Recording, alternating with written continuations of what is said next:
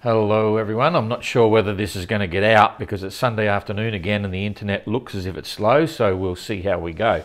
Anyway, it's been an interesting week. Things are still slowing down a little bit, but of course we have Tapio at the back end of the fleet.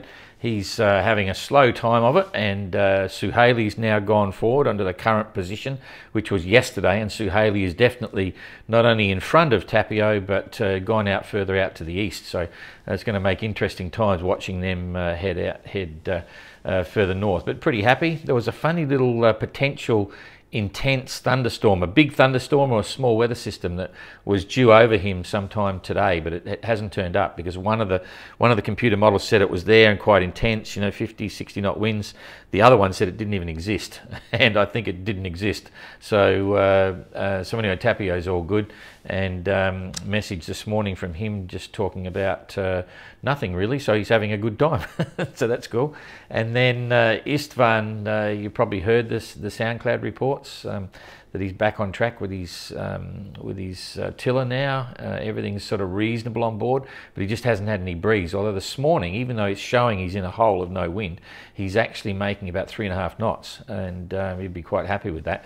But incredibly frustrated because there's a swell there and no wind, so your sails slop around and you're just rolling back and forwards and back and forwards. And when there's no wind, you get no sleep because you're constantly looking for the breeze. And even with your wind vane, which he now loves, if there's no wind and just a little bit of wind, it's not very easy for a wind vane to steer, so you've got to steer by hand, and it can really tire you down. I remember when I went around, the period when I was the tiredest, lacking sleep, was in the doldrums and things like that when you've got no wind.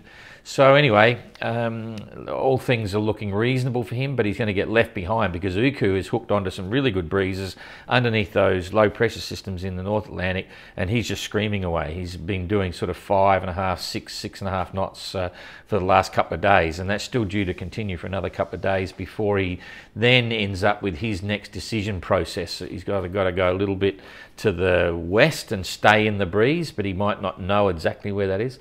Or if he goes too far to the east, he's going to run out of breeze. So still a few tactics there, and we're assuming his ETA is about the 11th.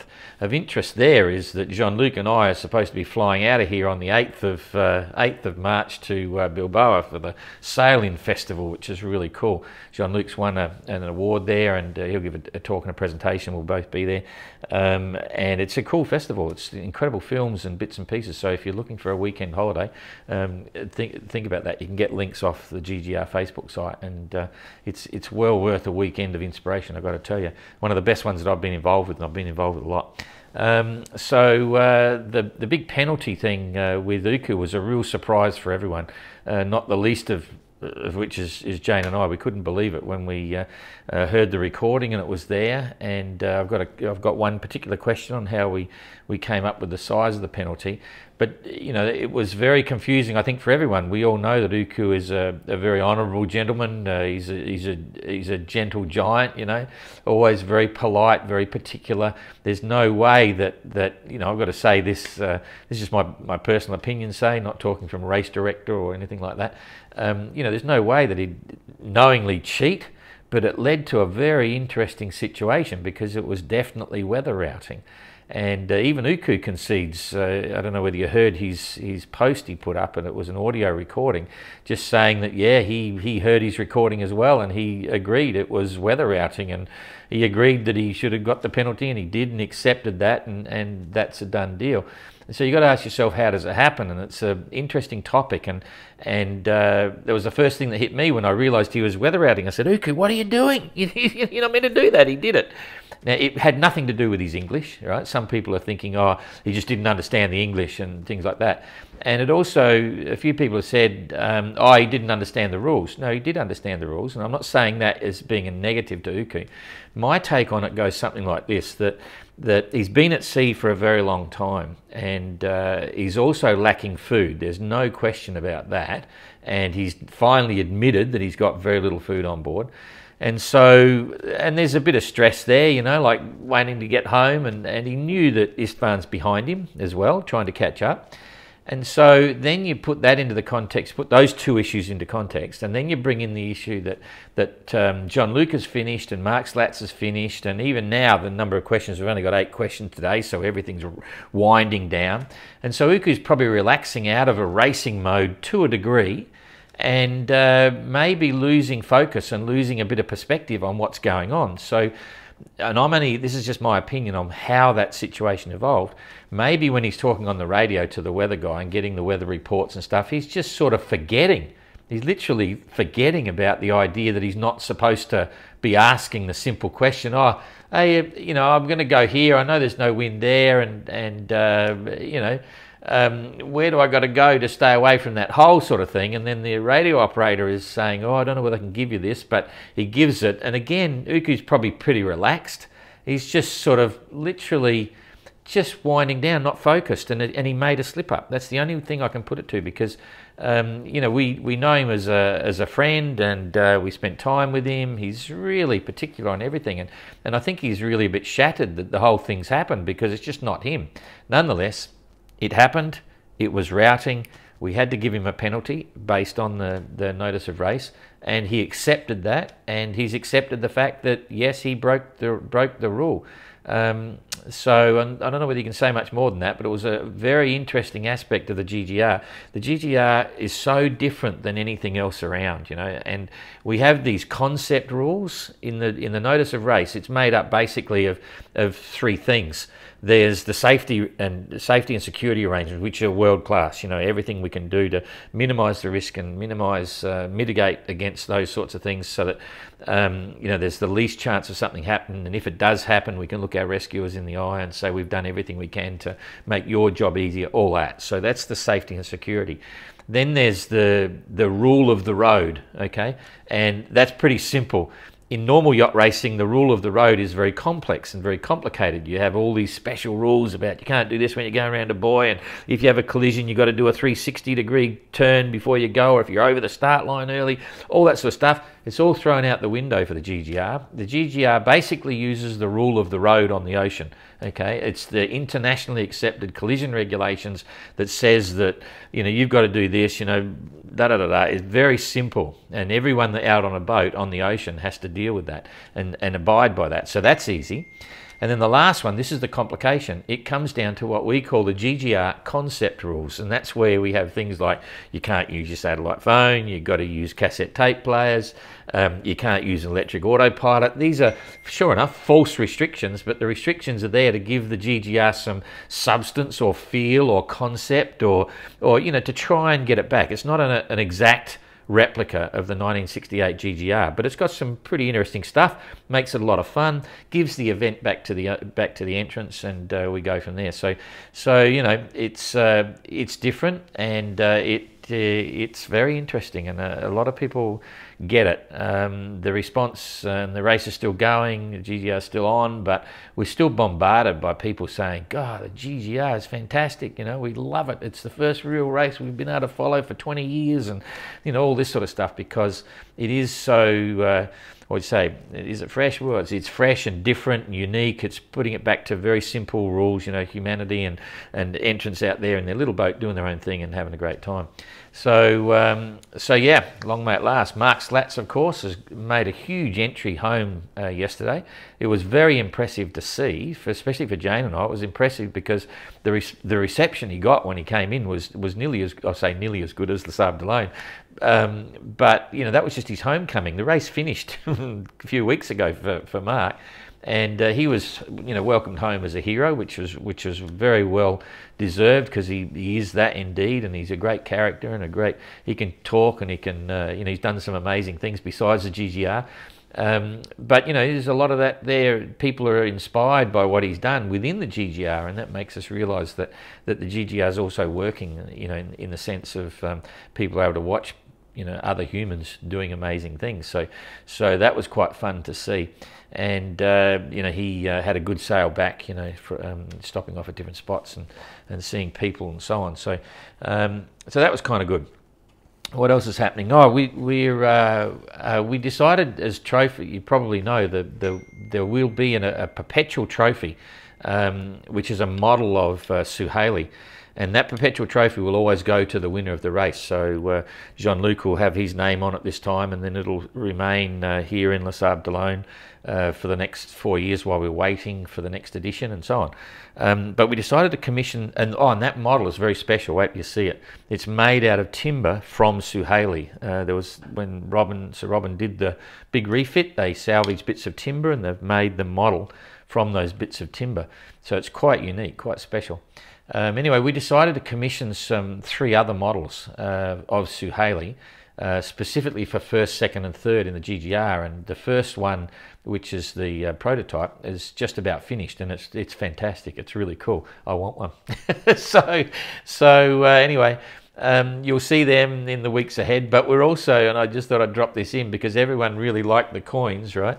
The gold coins. I've got mine here somewhere. But anyway, we've decided we're actually going to make a limited edition run of 50 models of Sue Haley. Now, you'll have to wait until you see them, but they're really quite spectacular. They're about 60 centimetres, and we've set up a system. We can ship them anywhere around the world, and they're a classic icon of the 50th anniversary of Sue Haley winning the very first Sunday Times Golden Globe race. So watch out for that. You might be interested. They're not going to be cheap, but they're absolutely stunning. So anyway, that's that one. So now we'll move on to the questions here. And there's not a lot, which is kind of cool. So we're slowly answering everyone's questions, and the race is winding down a bit, but nonetheless. Mark Dyson was asking, is Jean-Luc going to come up with his Behind the Man interview with Jean-Luc and me soon? And I'd have to say yes. He has been incredibly busy. Even all of last week he was focused on getting all his visions sorted for the documentary that they're producing, and talking to other media and travelling in different parts. So he's been flat out. But I've spoken to him in the last few days. I spoke to him this morning again, and he's around next week. So we'd hope to see him in the office sometime this coming week, and we'll have a chat. I'll do it in English, and someone will be speaking to him in French. So you'll get a French one and an English one as well. So stand by for that. It'll be very relaxed. It'll be off the cuff, and it'll be about probably a lot of things that are not to do with the GGR as well as the GGR. So Robert Reynolds was asking, I saw on Mark's boat when it was over in England, I forget which port, because he made three different port stops there, but he was down the marina and Mark was asleep down below. But he saw the safety lines, which is like a tag line that runs along the deck that you clip your safety harness on, and he was wondering whether Mark actually used it or not. And to be quite honest, I don't know. I've never asked him, but I think he would have. I know he's a fan of clipping on. He got washed out of the boat on one occasion in that big storm with Gregor and Abelesh. So I know he clips on, there's no question there. And it was kind of funny because when he got in yesterday, he forgot to take his harness life jacket off when he stepped off the boat. He was focused on the, hundreds and hundreds of people there. So he wore it for quite a while after he was walking around the marina. So he's pretty safety conscious, and I'm quite sure he did use it. You clip it on from the cockpit and you can walk all the way forward. If something happens, you're still connected. And most guys do that. Sometimes they don't, depend on the weather, they get used to their boat, but generally, yes, he would have used it. Darwin Korea wanted to know, the Rustler 36 is still made brand new, and is it possible to buy a brand new one and enter the 2022 GGR? And the answer is yes. The requirement is that the boat has to be designed before 1988. And so the Rustler 36 was designed well before that and had been producing them for many years prior to that. So if they're built now as a brand new one, you can't have a hull made out of Kevlar and carbon fibre and all that sort of stuff. The hull and the specification of the rig and so on has to be back to the original, which it still is. Okay, so it's a very conventional building process, very strong, very simple. So yeah, you could literally go and buy a brand new Rustler 36 and enter the 22 event. So I hope you can do that, Darwin, and I look forward to talking to you soon, maybe. So Guy Waits was wondering, can you fit a bowsprit to any of the boats in the GGR, like retrofit a bowsprit? And you'll see some of the boats have got bowsprits and some don't in the GGR. And the ruling is that no, you can't, unless it was part of the original design prior to 1988. So what you found is some of the production boats, they were designed with a bowsprit, but sometimes they wouldn't sell it with a bowsprit. A bowsprit was like an option. But as long as it was there before 88, you can then refit it. Tradewind 35 is a classic example. There's probably less than a third of the Tradewind 35s that was sold with a bowsprit. Most were sold without. But if you buy one, it's quite okay to put a bowsprit, and I think the official measurement's about 22 inches or something from the stem. You can bring a sprit out from there. But if it wasn't there, you can't put it on. And you're also not allowed to use removable bowsprits, like a sprit for an asymmetric spinnaker or something. You can use your spinnaker poles, okay, they can be put there and extend out, but there's no permanent fittings on deck to cater for that. You've got to lash it down and so on. And you're not allowed to have a telescopic spinnaker pole, which, if you can imagine, if you decrease the size of the spinnaker pole, makes it double thickness and really strong, so you can put this little stubby one out. We say it's got to be a single tube spinnaker pole, and therefore you can't stick it a long way out and put an asymmetric on it, because you're likely to break the tube. So it's self-governing on that one. What Guy Waits wanted to know, can you go green in the next edition in 2022, get rid of the diesel engine and put an electric engine in? And this is an interesting one. We'd love to go green, but it doesn't work within the concept rules, because you have to have your engine in there. That's the standard engine of the way it was delivered. You can replace old engines, but it can't replace it for any lesser horsepower. You can go more horsepower. But if you had, and you have to have mandatory solar panels, so if you had an electric motor, potentially you could keep motoring forever, because we don't seal the prop shafts. We just control the amount of diesel fuel that's on the boat when it leaves. So you can't motor around the world forever because it's too far. But if you had an electric motor with solar panels, you could keep motoring all the time. So it's a bit of a catch-22, and as much as we'd love to say, okay, we're going to go green and clean, we can't do that. We don't want to play around with the idea of making an advantage to someone that wants to spend the money to put an electric motor in. Some people will buy a production boat, just paint the motor, service it, and it's ready to go. You only got to last for one tank of fuel for the whole year. So we can't do that.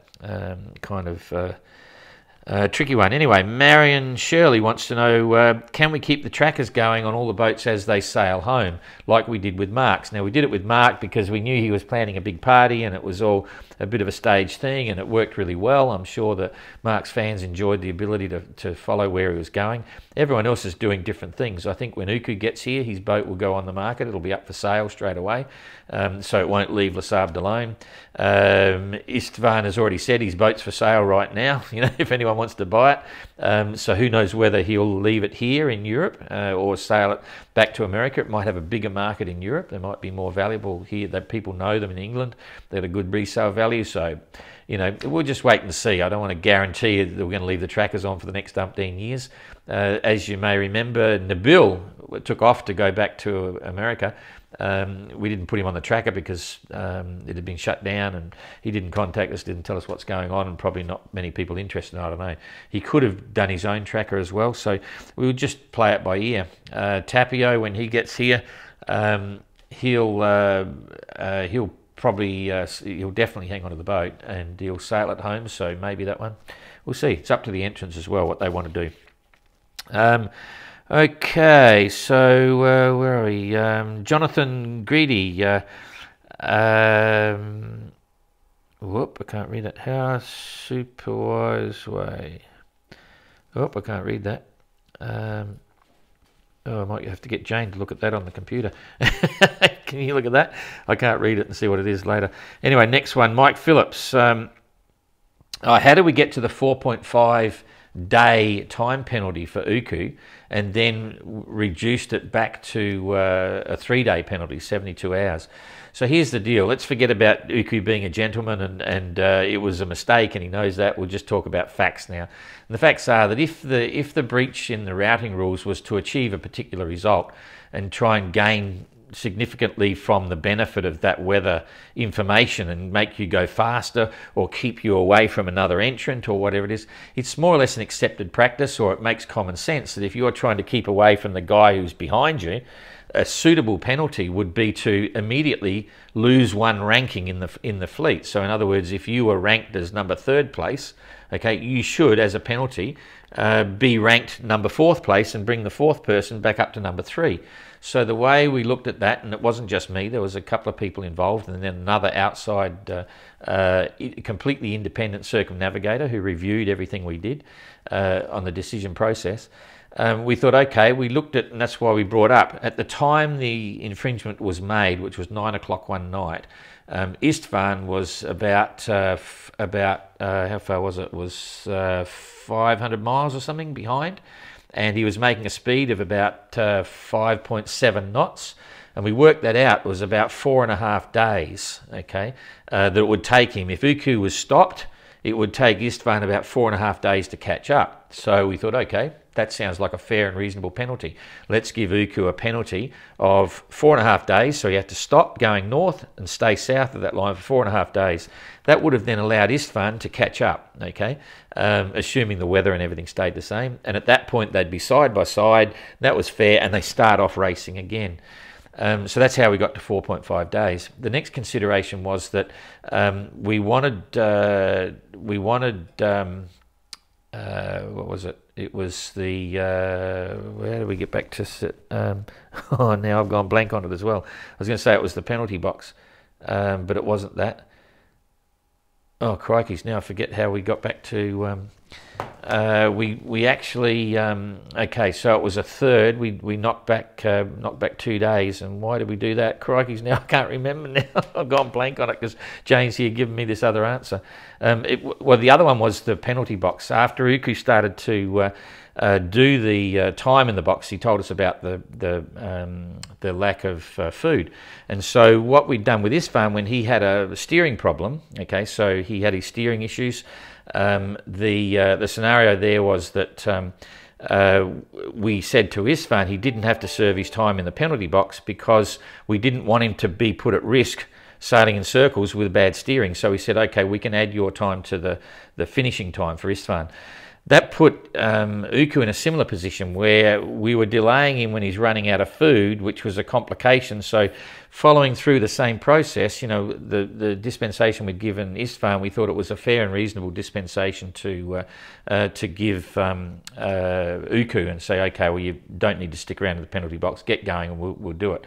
I just remembered the reason that we gave Uku now the extra discount on his time was that even though, yes, he'd actually done a simple and definite error by asking for weather routing and being given weather routing, all of us agreed that there was some sort of a slip-up and it wasn't intended and it wasn't malicious, you know what I mean? So we decided to discount that 1/3, and that's the process. So it was pretty simple. Some people will criticise that and say, oh, hang on a minute, you've got the rule book, it's rules are rules, right? If you breach it, you get the full penalty, and the full penalty was 4.5 days. But you've got to remember the GGR has these concept rules which are a little bit different, and so we have this thing called the spirit of the GGR, and it comes down to common sense, okay? And you know, that's a reality, and so we let common sense prevail, and we thought at the end of the day 72 hours was fair and reasonable for that particular infringement. And in fact, it's really interesting, you know, we have all these comments on Facebook. Some people say, you know, should have been disqualified and should have this, that and the other, and da-da-da-da.